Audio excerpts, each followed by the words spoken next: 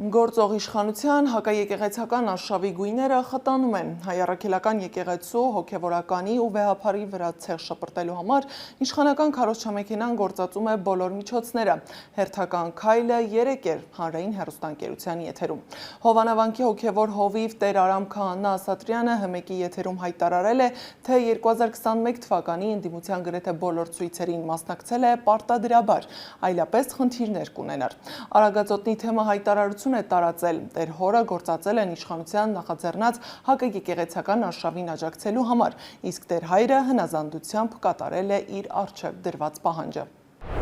Եկեղեցու հոգևորականած դասը, անկախ իր նվիրապետական աստիճանակարգությունից, միմյանց եւ հավատացյալ հոտի նկատմամբ մշտապես դրսևորում են Քրիստոսի ավետարանի սերն ու հոգացությունը։ Եկեղեցում տիրապետող է ոչ թե վախի, այլ սիրո, ներողամտության, հնազանդության, մարդասիրության եւ աստվածասիրության ոգին։ Սրան զուգահեռ եկեղեցականներն առաջնորդվում են նաեւ նվիրական կարգուկանոնով եւ ծառայասիրության բարձր գիտակցությամբ, եկեղեցու սրբությունը վեր դասելով սեփական հավակնոտություններից եւ կամայականություններից։